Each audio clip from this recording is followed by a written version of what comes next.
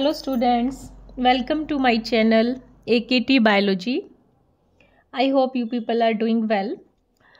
Today's topic is cloning vectors. Very important topic from the unit biotechnology. Okay. Before starting the topic, I just want to tell you what is biotechnology. You know, biology, as you all know, biology is the study of living organism. ठीक है, वहाँ पे हम सिर्फ living organism को study करते हैं. वो लिविंग ऑर्गेनिज्म कोई भी हो सकता है, आपका प्लांट, एनिमल, माइक्रोब, ह्यूमन, कुछ भी हो सकता है. वहाँ पे हम नेचुरल प्रोसेसेस को स्टडी करते हैं. And what is biotechnology? Biotechnology जो है बेटा, वो आपके दो वर्ड से मिलके बना है, that is biology plus technology. ठीक है, गॉट इट. यहाँ पे हम क्या करेंगे, बायोलॉजी में टेक्नोलॉजी लगाएंगे.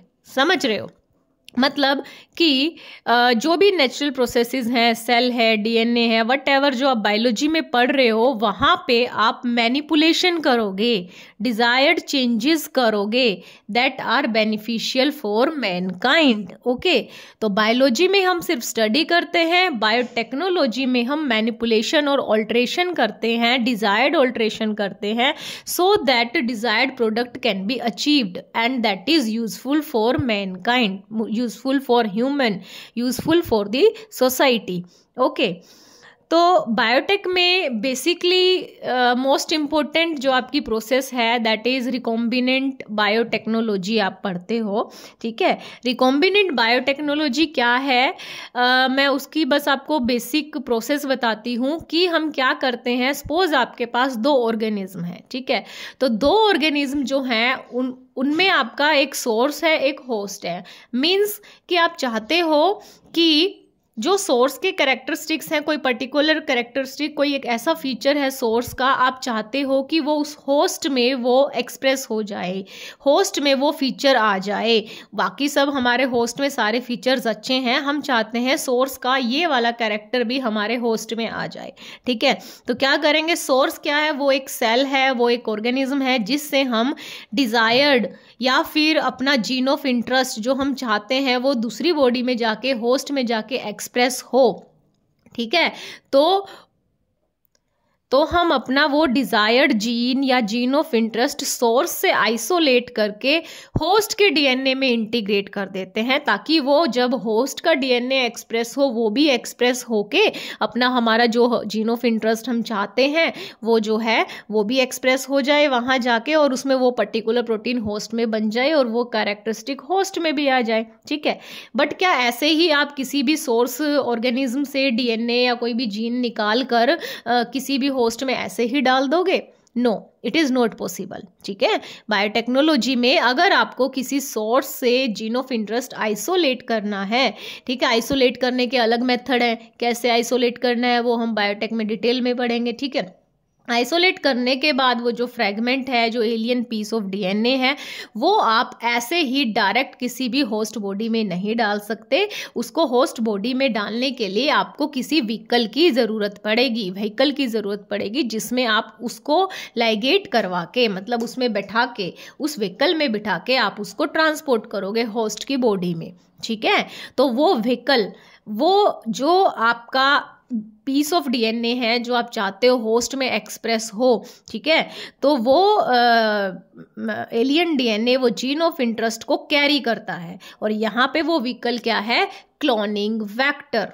ओके, क्लोनिंग वेक्टर बेसिकली क्या है, they are the DNA molecule use to carry foreign genetic material और जीन ऑफ इंटरेस्ट जो हम चाहते हैं वो होस्ट की बॉडी में जाके एक्सप्रेस हो इनटू होस्ट सेल, और where it can be copied, और फिर वो होस्ट की कॉपी में बॉडी में जाके एक्सप्रेस हो जाता है. ठीक है, और होस्ट में अब कोई प्रोटीन एक्सप्रेस होगा तो क्या होगा, hence the change the phenotype of that host organism, phenotypic characteristics भी उसके चेंज जाएंगे according to that gene expression. ठीक है, जो हम चाहते थे. और बायोटेक में एक चीज़ हमेशा कंसीडर करके चलना, सब कुछ जो हम ये करते हैं, इतनी मैनिपुलेशन करते हैं, डीएनए आइसोलेट करना, फिर उसको वेक्टर में लाइगेट करवाना, देन उसको होस्ट में ट्रांसफ़र करना, ये सब बहुत ही कॉम्प्लिकेटेड और एक्सपेंसिव प्रोसेसेस होती है since you are handling with DNA. तो ये सब जो हम करते हैं बल्क में करते हैं, लार्जर स्केल प्रोडक्शन के लिए करते हैं, ताकि कोई भी मान लो अगर आप किसी ड्रग को सिंथेसाइज करने के लिए कोई जीन आप होस्ट में डाल रहे हो तो हमें उसकी कंटिन्यूस सप्लाई भी तो चाहिए। तो कंटिन्यूस सप्लाई के लिए प्रोडक्ट्स की, फार्मास्यूटिकल्स की, बायोलॉजिकल्स प्रोडक्ट की, ठीक है, तो हम अपना जो है जीन ऑफ इंटरेस्ट और ये जो कुछ भी हम प्रोसेस कर रहे हैं बायोटेक की, सब कुछ लार्जर स्केल पे करते हैं, ठीक है। तो क्लोनिंग वेक्टर की डेफिनेशन आई होप आपको समझ में आ गई होगी। ये वो डीएनए मॉलिक्यूल होते हैं जो हमारे जीन ऑफ इंटरेस्ट को अपनी बॉडी में लाइगेट करवा के फिर होस्ट में ट्रांसफर करवाते हैं, ठीक है। वो कैसे लाइगेट करवाते हैं उसका भी प्रोसीजर होता है। तो it act as cloning vector act as vehicle for transfer of alien DNA from source to host, ठीक है। ये मैंने एक बेसिक डायग्राम बना रखा है। Suppose this is the source DNA, ठीक है। मान लो ये कोई भी ये बैक्टीरियल सेल्स हैं, कोई दूसरा बैक्टीरिया है और उसका कोई जीन हमें हमारे ई कोलाई में एक्सप्रेस करवाना है, ठीक है। ई कोलाई हमारा होस्ट है, सपोज ये सैल्मोलिना है या कोई और भी बैक्टीरिया है, ठीक है। उसका जीन ऑफ इंटरेस्ट जो है हमें ये वाला बहुत पसंद है क्योंकि ये किसी ऐसी प्रोटीन को बनाता है दैट इज़ वेरी इंपॉर्टेंट, ठीक है। तो हम क्या करेंगे कि ये वाला जो हमारा सोर्स डीएनए है तो इसके लिए हम चूज़ करेंगे क्लोनिंग वेक्टर, ठीक है। क्लोनिंग वेक्टर में इसको सेट कराएंगे ना, तो यहाँ पे जो वेक्टर हम यूज़ करेंगे प्लाज्मिड यूज़ करेंगे। बहुत तरह के वेक्टर होते हैं, मैं डिस्कस करूँगी। हम यहाँ पे प्लाज्मिड डीएनए वेक्टर ही क्यों यूज़ कर रहे हैं, बिकॉज प्लाज्मिड जो है बैक्टीरियाज में नेचुरली प्रेजेंट होता है और हमारा होस्ट क्या है, अगेन हमारा होस्ट बैक्टीरिया है। मैंने जैसे बताया कि मैं ई कोलाई को अगर होस्ट ले रही हूँ, ई कोलाई में मुझे चेंज लाना है, तो हम यहाँ पे वेक्टर डीएनए जो है वो प्लाज्मिड को यूज़ करेंगे, ठीक है। तो ये वेक्टर डीएनए मैंने प्लाज्मिड चूज़ किया है क्योंकि हमारा जो होस्ट है वो ई कोलाई है। ई कोलाई जो एक बैक्टीरिया है, बैक्टीरियाज में नेचुरली प्लाज्मिड प्रेजेंट होते हैं, तो हम यहाँ पे वेक्टर प्लाज्मिड को यूज़ करेंगे। ये हमारा वेक्टर प्लाज्मिड है। ये मैंने कोई सैल्मोनेला बैक्टीरिया लिया है जिसका ये वाला जीन मुझे जो है हमारा जीन ऑफ इंटरेस्ट है। तो हम क्या करेंगे, आपका जो सोर्स डीएनए है और वेक्टर डीएनए है, इन दोनों को सेम रिस्ट्रिक्शन एंजाइम से कट लगाएंगे। आपको पता होगा restriction enzymes are the molecular scissor जो डीएनए में कट लगाते हैं।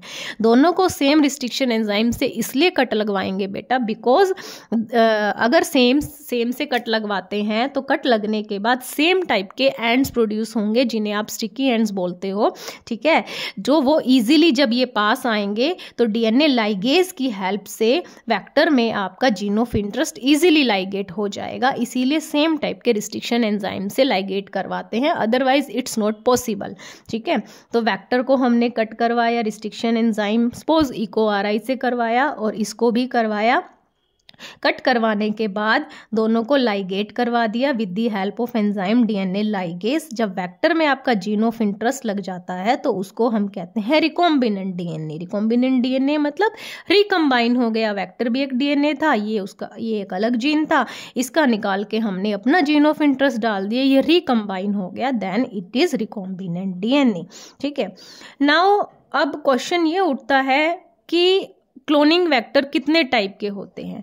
क्लोनिंग वेक्टर का बेटा जो टाइप्स है ना, जो व्हीकल हम यूज़ करेंगे जीन ऑफ इंटरेस्ट को ट्रांसफ़र करने के लिए, क्लोनिंग वेक्टर के बहुत सारे टाइप हो सकते हैं, डिपेंड अपॉन दी कि आप होस्ट क्या चूज़ कर रहे हो, मतलब किस में हमें ट्रांसफॉर्मेशन करनी है। अगर आपका होस्ट बैक्टीरिया है, ई कोलाई है या कोई और भी प्रोकैरियोटिक ऑर्गेनिज्म है, और जनरली उनमें हम प्लाज्मिड क्लोनिंग वेक्टर यूज़ करते हैं, ठीक है। प्लाज्मिड क्लोनिंग वेक्टर क्यों यूज़ करते हैं, क्योंकि उन बैक्टीरियाज में, प्रोकैरियोट्स में जो है बैक्टीरिया जो है naturally they have plasmid DNA. Plasmid DNA क्या होता है, ये एक्स्ट्रा क्रोमोसोमल डीएनए होता है, मतलब apart from chromosomal DNA extra chromosomal DNA होता है बैक्टीरियाज में, सेल्फ रेप्लिकेटिंग होता है, सर्कुलर इसकी स्ट्रक्चर होती है, इसके पास अपना ओरिजिन ऑफ रेप्लिकेशन होता है, that's why it is self replicating. और इसकी और क्या प्रॉपर्टी है, अगर आपका gene of interest smaller size का है, ये उसको कैरी कर सकता है, मतलब स्मॉलर साइज़ के डीएनए फ्रेगमेंट को कैरी करने के लिए आप ये वाले प्लाज्मिड यूज़ कर सकते हो, ठीक है। कॉपी नंबर भी ये ऑन एन एवरेज ज़्यादा तो नहीं मैं कहूँगी बनाता है होस्ट की बॉडी में जाके, बट फिर भी कॉपी इसकी होती है, तो आपके जीन ऑफ इंटरेस्ट की भी कॉपी होगी, ठीक है। But exceptional cases are there, कुछ प्लाज्मिड ऐसे हैं जो 15 कॉपीज़ बनाते हैं पर सेल, और कुछ ऐसे हैं जो 100 कॉपीज़ भी बना सकते हैं, ठीक है। तो प्लाज्मिड वेक्टर के मैंने एग्जांपल यहाँ पे 2 दिए हैं, दैट इज़ PBr322 पक 18/19। P stand for plasmid. PBr322 की मैं आपको डिटेल भी कराऊंगी, क्योंकि आपकी जो सिलेबस में है ये वाला डिटेल वेक्टर है PBr322 एंड पक 18/19। ये प्लाज्मिड बोलिवर और रेट्रिग्यूज ने इनको डिस्कवर किया था, उनके ये साइंटिस्ट हैं, तो उनके बेस पे इसका नेम है पक। जो ये आपका वेक्टर है प्लाज्मिड वेक्टर, ये यूनिवर्सिटी ऑफ कैलिफोर्निया में डेवलप हुआ था, दैट्स वाई ये पक 19 इसका 18/19 इसका नेम है। उसके बाद नेक्स्ट क्लोनिंग वेक्टर है बेटा बैक्टीरियोफाज। बैक्टीरियोफाजिज नेचुरली क्या होते हैं bacteriophages, these are the viruses that affect the bacteria, that infect the bacteria, right, ठीक है। तो जब बैक्टीरिया में हमें चेंज लाना हो, बैक्टीरिया में ट्रांसफॉर्मेशन करवानी हो, वहाँ भी हम बैक्टीरियोफाज को एज अ वेक्टर यूज़ कर सकते हैं, ठीक है। तो बट फिर आप कहोगे कि बैक्टीरिया में तो हमने प्लाज्मिड को यूज़ किया था, वहाँ पे आप स्मॉलर डीएनए फ्रेगमेंट को कैरी करवाने के लिए आप प्लाज्मिड वेक्टर का यूज़ करते हो। लेकिन अगर आपको आपका जीन ऑफ इंटरेस्ट बड़े साइज का है, लार्जर डीएनए फ्रेगमेंट है, तब आप बैक्टीरियोफाज का यूज़ कर सकते हो। और बैक्टीरियोफाजिस जो हैं वो प्लाज्मिड से ज़्यादा कॉपी बना सकते हैं आपके जीन ऑफ इंटरेस्ट की होस्ट बॉडी में, ठीक है। बैक्टीरियोफाजिस क्लोनिंग वेक्टर के एग्जाम्पल है बैक्टीरियोफाज लैम्डा एंड M13 फाज। ये आपके सिलेबस में डिटेल में नहीं है, हमारे सिलेबस में सिर्फ PBr322 है, उसकी हम डिटेल करेंगे। फिर है बेटा TI plasmid, that is tumour inducing plasmid. ये जो है प्लाज्मिड प्लांट सेल्स को इन्फेक्ट करने के लिए, यानी प्लांट सेल को ट्रांसफॉर्म करने के लिए यूज़ किया जाता है। मतलब जब आपकी होस्ट सेल जो है वो प्लांट की सेल्स होती हैं, तो ठीक है। तो ये जो TI प्लाज्मिड है, ये एक बैक्टीरिया होता है बेटा, एग्रोबैक्टीरियम ट्यूमिफेसिंस। वो बैक्टीरिया क्या करता है, ज़्यादातर जो डाइकोट प्लांट्स हैं, टबैको प्लांट्स हैं, उनको नेचुरली इन्फेक्ट करता है ट्यूमर इंड्यूस करके, और वो अपना फिर एक ट्यूमर इंड्यूसिंग प्लाज्मिड जो है वो उन प्लांट सेल्स में डाल देता है, ठीक है। तो बायोलॉजिस्ट या बायोटेक्नोलॉजिस्ट ने क्या किया, उसकी इस प्रॉपर्टी को यूज़ कर लिया कि उसका जो TI प्लाज्मिड है उसको डिसार्म्ड कर दिया। डिसार्म्ड पैथोजन वेक्टर मेथड बोलते हैं इसको, कि हमने उसका वायरुलेंट जीन आइसोलेट करके अपना जीन ऑफ इंटरेस्ट डाल दिया। तो प्लांट सेल्स को जब आपको ट्रांसफॉर्म करना हो, तो जो आप क्लोनिंग वेक्टर यूज़ करोगे वो है TI प्लाज्मिड। उसी तरह रेट्रोवायरसेस हैं, retroviruses animal cells human cells को इन्फेक्ट करते हैं, तो यहाँ भी हम इनको डिसार्म्ड पैथोजन वेक्टर मेथड से इनके वायरुलेंट फॉर्म आइसोलेट करके, वायरुलेंट जीन जो है उसको हटा के हम अपना जीन ऑफ इंटरेस्ट इसमें डाल देते हैं, और हम इनको as a cloning vector use करते हैं जब आपकी होस्ट सेल एनिमल सेल्स है या ह्यूमन सेल्स है। अपार्ट फ्रॉम दीज आर्टिफिशियली भी हम क्लोनिंग वेक्टर्स जो हैं वो सिंथेसाइज कर चुके हैं, उनको आर्टिफिशियल क्रोमोसोमल वेक्टर्स बोलते हैं, और उनके एग्जांपल है YAC and BAC। YAC is for yeast artificial chromosome, BAC is bacterial artificial chromosome, ठीक है। जब आपकी होस्ट सेल ईस्ट सेल है, ईस्ट बेसिकली क्या है, एक यूकैरियोटिक सेल है, ठीक है, तो आप YAC वेक्टर का यूज़ कर सकते हो। और अगर आपका होस्ट जो है E. coli या कोई बैक्टीरिया है, तो आप यूज़ कर सकते हो BAC आर्टिफिशियल क्रोमोसोम, ठीक है। आप कहोगे कि E. coli के तो हम प्लाज्मिड भी यूज़ कर सकते हैं, ठीक है, बट लेकिन प्लाज्मिड मैंने पहले भी बताया था स्मॉलर डीएनए फ्रेगमेंट को कैरी करते हैं। अगर आपको larger piece of DNA carry करना है, तब आप E. coli के लिए BAC भी यूज़ कर सकते हो। दिस इज़ अबाउट कि क्लोनिंग वेक्टर होते क्या हैं और कितने टाइप के होते हैं, ठीक है। लेकिन जो आपके सिलेबस में है प्लाज्मिड वेक्टर की डिटेल दे रखी है, हम इसको डिटेल में पढ़ेंगे, ठीक है। और प्लाज्मिड में भी एक एग्जाम्पल स्पेशल दे रखा है, दैट इज़ PBr322। इस वाले वेक्टर को हम हम डिटेल में पढ़ेंगे और फीचर्स, ओवरऑल हम फीचर्स पढ़ेंगे प्लाज्मिड वेक्टर्स के, कि एक अच्छे वेक्टर के पास कौन कौन से फीचर्स होने चाहिए।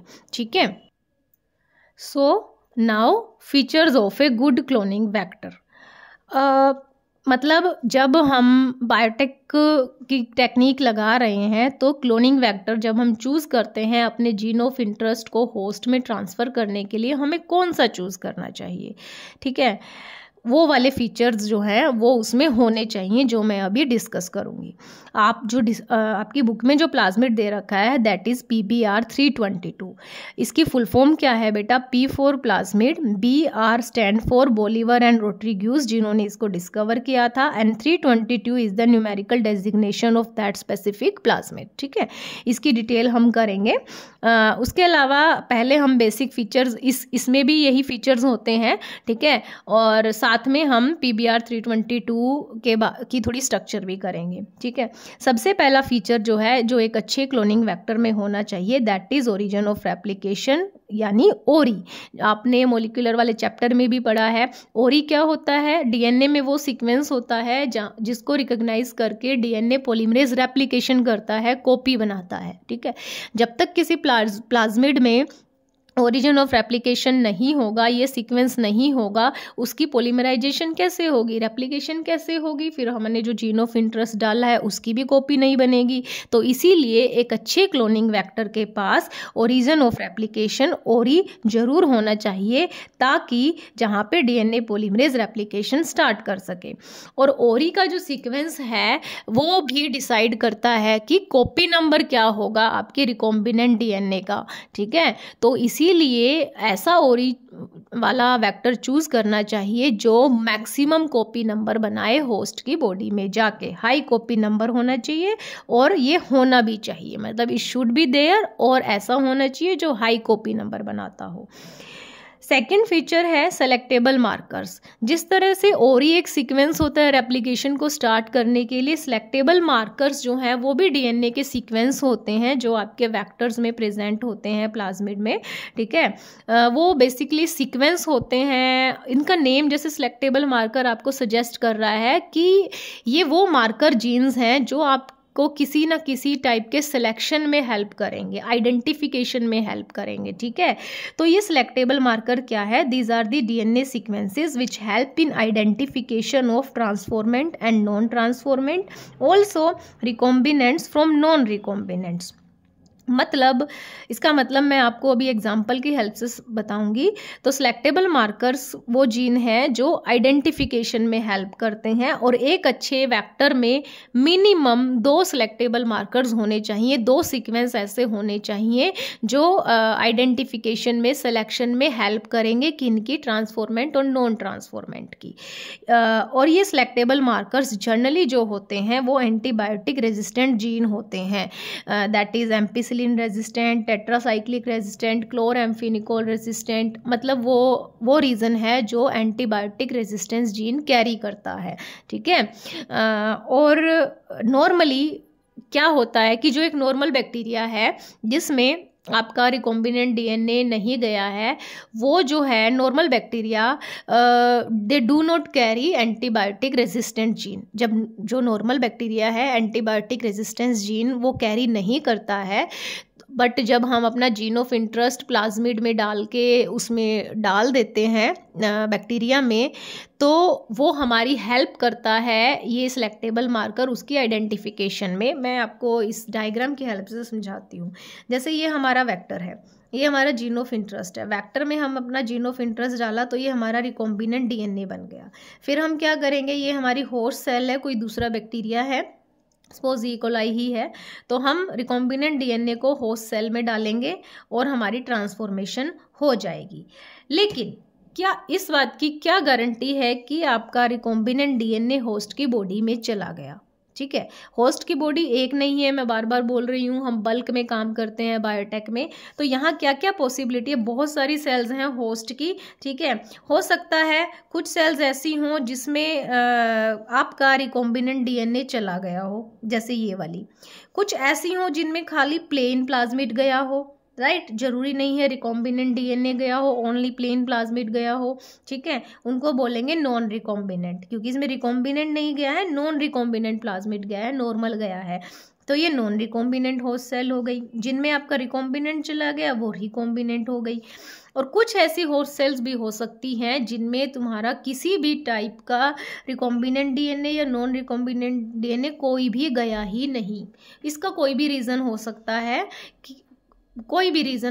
है कि वो इसमें नहीं गया, या मान लो होस्ट की जो सेल मेम्ब्रेन है, सेल वॉल है, उसकी पोरोसिटी की वजह से या किसी भी रीज़न से इसमें आपका ना तो नॉर्मल प्लाज्मिड गया ना रिकॉम्बिनेंट डीएनए गया, कुछ भी रीज़न हो सकता है। तो जिनमें कोई भी आपका किसी भी टाइप का डीएनए नहीं गया, जिनकी ट्रांसफॉर्मेशन नहीं हुई, तो वो क्या है, नॉन ट्रांसफॉर्मेंट होस्ट सेल।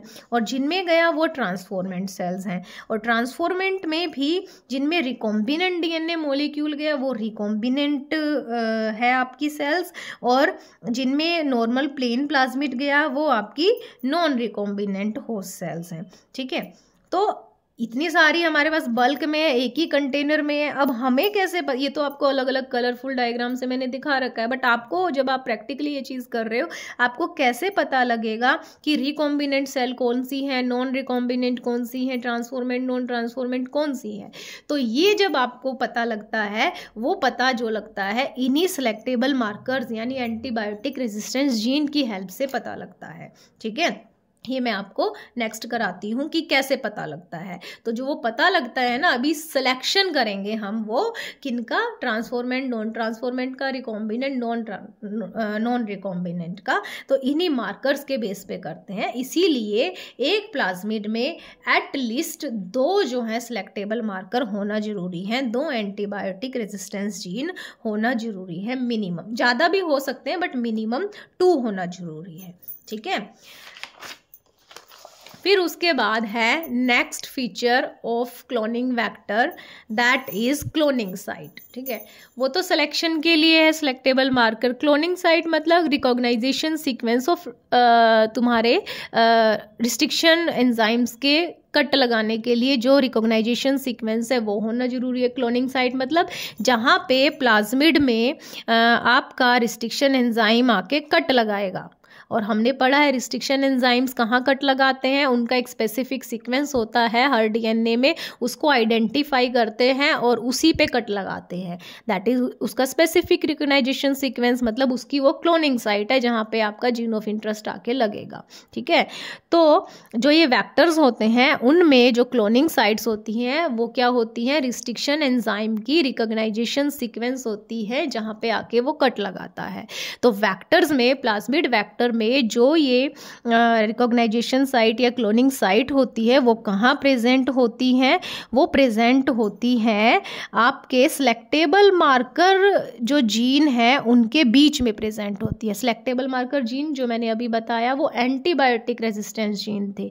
अब जैसे ये वाला वेक्टर है आपका PBR322, ये इसमें ओरिजिन ऑफ रेप्लिकेशन प्रेजेंट है। रेप्लिकेशन के लिए सिलेक्टेबल मार्कर जो मैंने आपको बताया, इसमें और भी प्रेजेंट होते हैं, मैंने 2 ही बनाए हैं क्योंकि 2 मिनिमम हमें चाहिए। एम्पिसिलिन रेजिस्टेंट जीन है ये वाला टेट्रासाइक्लिन रेजिस्टेंट जीन है, ठीक है। इस वाले रीजन में 2 जो है क्लोनिंग साइट प्रेजेंट है 2 रिस्ट्रिक्शन एंजाइम के लिए, that is PVU1 and PST1। और टेट्रासाइक्लिन रेजिस्टेंट वाले जीन में BAMH1 के लिए रिकॉग्नाइजेशन सीक्वेंस है और SAL1 के लिए रिकॉग्नाइजेशन सीक्वेंस है, ठीक है। क्लोनिंग साइट जो है एक एंजाइम के लिए एटलीस्ट 1 तो जरूर होनी चाहिए, vector should have at least 1 cloning site, एक मिनिमम, वैसे एक ही हो तो बेटर है क्योंकि ज़्यादा होगी तो ज़्यादा फ्रेगमेंट्स हो जाएंगे, जब एंजाइम डाइजेस्ट करेगा तो प्रोसेस थोड़ी कॉम्प्लिकेट हो जाएगी, ठीक है। तो इसीलिए क्लोनिंग साइट्स जो है वो होना जरूरी है ताकि रिस्ट्रिक्शन एंजाइम आके उनको कट करे और फिर अपना हम जीन ऑफ इंटरेस्ट अपना लगा दें। जैसे मैंने यहाँ पे बताया था आपको कि रिस्ट्रिक्शन एंजाइम से जो कट लगाते हैं, अब यहाँ वेक्टर में भी कट लगाएंगे, ऐसे ही वेक्टर में कहीं भी कट नहीं लगा सकते आप, ठीक है। तो आप वेक्टर में जहाँ पे जब आप एंजाइम डालोगे जहाँ पे उसका क्लोनिंग साइट या रिकॉग्नाइजेशन सीक्वेंस प्रेजेंट होगा वो वहीं पे कट लगाएगा। और प्लाज्मिड वेक्टर्स में ये जो रिकॉग्नाइजेशन सीक्वेंस या क्लोनिंग साइट्स होती हैं एम्पिसिलिन रेजिस्टेंट या टेट्रासाइक्लिन रेजिस्टेंट जैसी एंटीबायोटिक रेजिस्टेंस जीन रीजन में, या जिनको आप सिलेक्टेबल मार्कर जीन कहते हैं, उनमें प्रेजेंट होती है। और उनमें क्यों प्रेजेंट होती है उनका भी रीज़न मैं अभी बताऊंगी। ये एक रोप सीक्वेंस है, मतलब ये ऐसा प्रोटीन है, ये ऐसा प्रोटीन बनाएगा सीक्वेंस जो आगे इसकी रेप्लिकेशन में हेल्प करता है। उसके अलावा और भी बहुत सारे रीज़न होते हैं, वो हमने नहीं किए हैं। आपको जो मेन फीचर करने हैं, ओरिजिन ऑफ रेप्लिकेशन होना चाहिए, सिलेक्टेबल मार्कर जीन होने चाहिए, एम्पिसिलिन रेजिस्टेंट और टेट्रासाइक्लिन रेजिस्टेंस है जैसे PBR 322 में। फिर क्लोनिंग साइट होनी चाहिए, मतलब जहाँ पे आके रिस्ट्रिक्शन एंजाइम अपना कट लगाएगा, और वो कहाँ प्रेजेंट होती है, एंटीबायोटिक रेजिस्टेंट जो जीन है उसके बीच में प्रेजेंट होती है। जैसे मैंने यहाँ लिखा भी है कि these restriction sites are present in selectable marker gene sequence, इनके बीच में प्रेजेंट होती हैं। ठीक है, अब फॉर एग्जांपल हमने अपने सोर्स DNA को BAM-H1 से कट करवाया है। ये वाला आपका सोर्स DNA BAM-H1 से कट करवाया है। ठीक है, हमने अपना जीन ऑफ इंटरेस्ट निकाल लिया। ठीक है, तो मैंने पहले भी बताया था कि वेक्टर को भी हम सेम एंजाइम से कट लगाएंगे ताकि सेम टाइप के एंड प्रोड्यूस हो। तो इसको भी हम BAM-H1 से कट करवाते हैं। जब हम BAM-H1 साइट, जो क्लोनिंग साइट है, कहाँ प्रेजेंट है, टेट्रासाइक्लिन रेजिस्टेंट वाले रीजन में प्रेजेंट है। ठीक है, हमने इससे कट लगवाया इसको।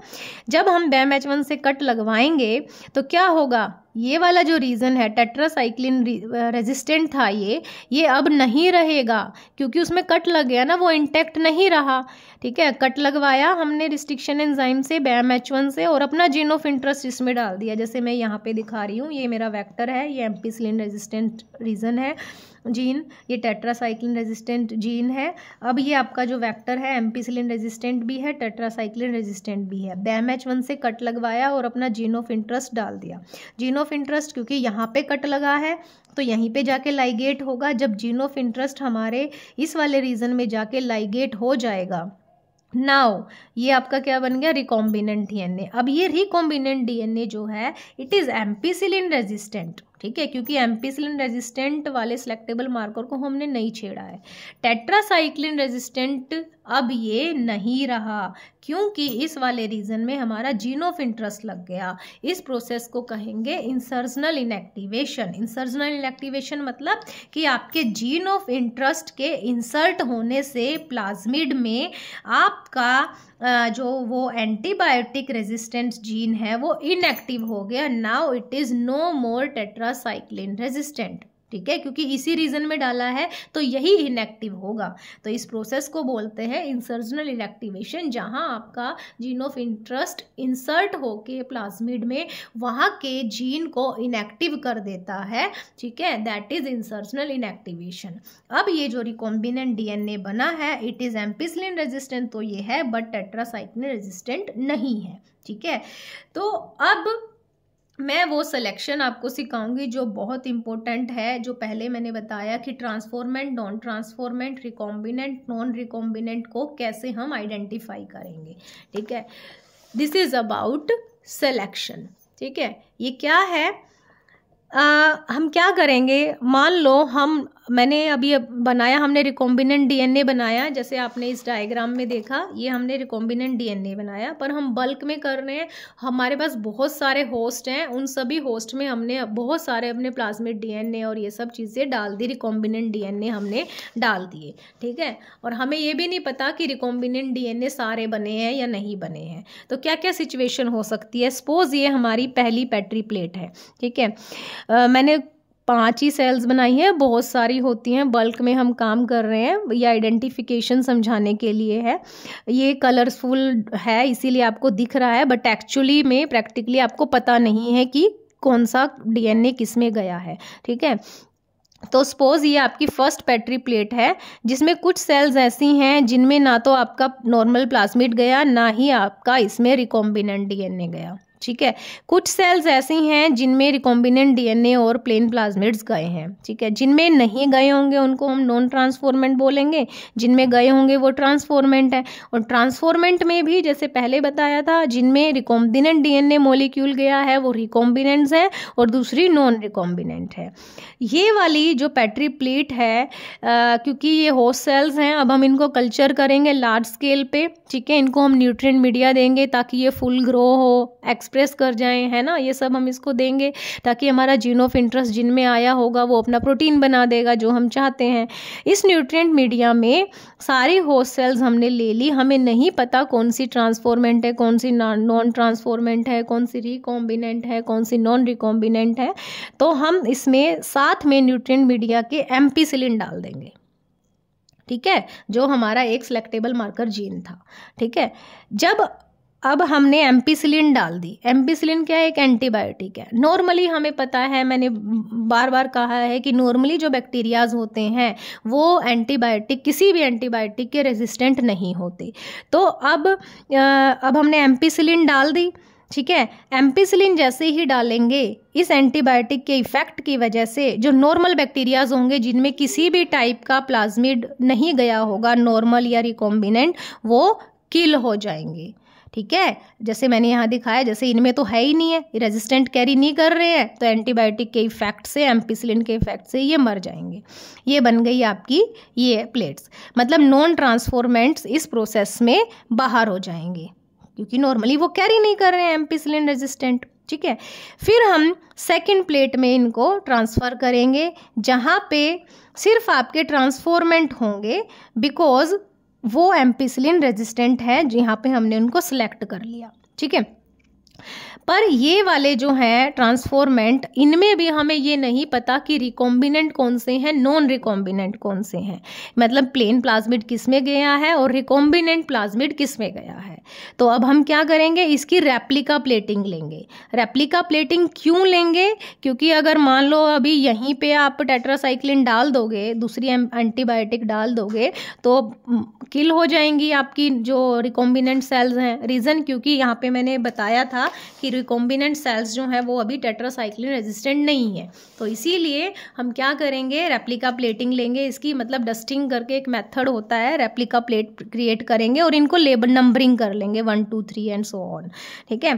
फिर इस रेप्लिका प्लेटिंग में हम न्यूट्रिएंट मीडिया और टेट्रासाइक्लिन वाली एंटीबायोटिक डालेंगे, दूसरी एंटीबायोटिक। अब क्या होगा कि आपको पता था कि हमारा जो रिकॉम्बिनेंट डीएनए जिसमें गया होगा वो टेट्रासाइक्लिन रेजिस्टेंट नहीं है अब, क्योंकि उसका इंसर्जनल इनएक्टिवेशन हो गया था। अगर आप मीडिया में टेट्रासाइक्लिन डालोगे तो हमारे रिकॉम्बिनेंट सेल्स जो हैं जिनमें आपका रिकॉम्बिनेंट डीएनए गया होगा वो किल हो जाएंगी, ठीक है। सिर्फ लाइव वो रहेगी जो टेट्रासाइक्लिन रेजिस्टेंट है। टेट्रासाइक्लिन रेजिस्टेंट कौन सी रहेगी? जिसमें प्लेन प्लाज्मिड गया होगा। रीज़न क्योंकि प्लेन प्लाज्मिड जो है वो टेट्रासाइक्लिन रेजिस्टेंट भी है, एम्पिसिलिन रेजिस्टेंट भी है। पहले वो एम्पिसिलिन वाले में सिलेक्ट हो गया, अब वो टेट्रासाइक्लिन वाले भी सिलेक्ट हुआ क्योंकि उसके पास दोनों जीन है, ठीक है। तो अब यहाँ पे क्या है कि आपकी ओरिजिनल जो सेल्स हैं रिकॉम्बिनेंट जो हमें चाहिए वो किल हो जाएंगी, ओनली एक सर्वाइव करेगी। एक मतलब जितनी भी जिनमें प्लेन प्लाज्मिड गया होगा वो सर्वाइव करेगी। जो सर्वाइव कर गई इसका मतलब वो नॉन रिकॉम्बिनेंट है, हमारे इंटरेस्ट की नहीं है। जो किल हो गई वो रिकॉम्बिनेंट थी, क्योंकि यहाँ तो हमने रेप्लिका प्लेटिंग ली है, नंबरिंग कर ली है, तो इसका मतलब जब नंबरिंग की है हम इसको और इसको मैच करेंगे, फिर हमारी जो ओरिजिनल प्लेट है उसकी नंबरिंग से हम आइडेंटिफाई कर सकते हैं, क्योंकि ये यहाँ पे किल होगी। 1 और 2 हमारी क्या थी? Recombinant cells. तो ये वाली ओरिजिनल प्लेट जो है हम इसको सिलेक्ट कर लेंगे नंबरिंग के बेस पे, और ये 1 और 2 सेल्स जो हैं वो अब हमारी रिकॉम्बिनेंट सेल्स हैं जिन्हें हम ओरिजिनल प्लेट से सिलेक्ट कर लेंगे, ठीक है। देखो जैसे मैंने यहाँ लिखा है, recombinant die as they do not carry tetracycline resistant because of insertional inactivation. अब ये रिकॉम्बिनेंट जो आपको मिल गई हैं, they further go for large scale production करेंगे हम इनका बायोरिएक्टर्स में, ठीक है। बायोरिएक्टर्स में फिर उसकी प्रोडक्शन करेंगे, किसकी? जो इनमें हमने अपना ग्रीन कलर का डिज़ायर्ड जीन डाला है, फिर वो जीन प्रोडक्ट जो है वो एक्सप्रेस हो जाएगा, फिर उसकी सेपरेशन एंड प्योरिफिकेशन जो आप डाउनस्ट्रीम प्रोसेसेस में करते हो, ठीक है। आई होप आपको ये सिलेक्शन समझ में आया होगा। इट्स वेरी कॉम्प्लिकेटेड प्रोसेस, थोड़ा सा इसमें दिमाग लगाने की ज़रूरत है। पहले ये प्लेटिंग वो प्लेटिंग, ठीक है। इसका ये पुराने टाइम मतलब मेथड तो ये है बेसिक, लेकिन अब एक इसका ऑल्टरनेटिव मेथड भी आ गया है ताकि हमें डबल प्लेटिंग ना करनी पड़े। वो मेथड मैं आपको नेक्स्ट क्लास में कराऊंगी। और एक और चीज़, अब आपको समझ में भी आ गया होगा कि मिनिमम 2 सेलेक्टेबल मार्कर जीन यानी 2 एंटीबायोटिक रेजिस्टेंस जीन क्यों होने चाहिए। इसीलिए होने चाहिए ताकि पहले वाले एंटीबायोटिक रेजिस्टेंस जीन से, जैसे एम्पिसिलिन से हम ट्रांसफॉर्मेंट नॉन ट्रांसफॉर्मेंट को सिलेक्ट करते हैं और दूसरे से हम रिकॉम्बिनेंट और नॉन रिकॉम्बिनेंट को सिलेक्ट करते हैं। दैट्स वाई कि आपके पास किसी प्लाज्मिड वेक्टर में मिनिमम 2 जो है वो सेलेक्टेबल मार्कर जीन जरूर प्रेजेंट होने चाहिए ताकि उनकी आइडेंटिफिकेशन हो सके और फिर फर्दर हम ओनली रिकॉम्बिनेंट को ग्रो करके बायोरिएक्टर्स में कल्चर करवा सकें और अपना डिज़ायर्ड जीन प्रोडक्ट ले सकें। ठीक है, एक बार आपको इसको थोड़ा सा इस चीज़ को, क्योंकि बायोटेक का टॉपिक 12th वालों के लिए न्यू है, क्योंकि 11th में इससे रिलेटेड आपने ये चीज़ें नहीं की हैं, तो थोड़ा सा इस चीज़ को 2-3 बार आपको प्रैक्टिस करने की ज़रूरत है। Otherwise it's very easy, don't scared. उसके अलावा मैं तो हुई, ठीक है। और इसका जो ऑल्टरनेटिव मेथड है सिलेक्शन का, वो मैं आपको नेक्स्ट क्लास में ज़रूर कराऊंगी, क्योंकि उसमें वो अल्टरनेटिव मेथड इसलिए डेवलप हुआ, यहाँ थोड़ा सा प्लेटिंग जो है बार बार करनी पड़ती है, रेप्लिका प्लेट बनानी पड़ती है, 2-2 एंटीबायोटिक डालनी पड़ती है। वहाँ आपका सिंगल मतलब एक ही प्लेटिंग में काम चल जाएगा। इजी मेथड है, आइडेंटिफिकेशन कलर के बेस पे होती है, ठीक है। वो हम नेक्स्ट क्लास में करेंगे। Thank you so much. और उसके अलावा फिर भी समझ नहीं आया हो, कोई भी क्वायरी हो, you can comment me, I will answer your all the queries. Okay, thank you.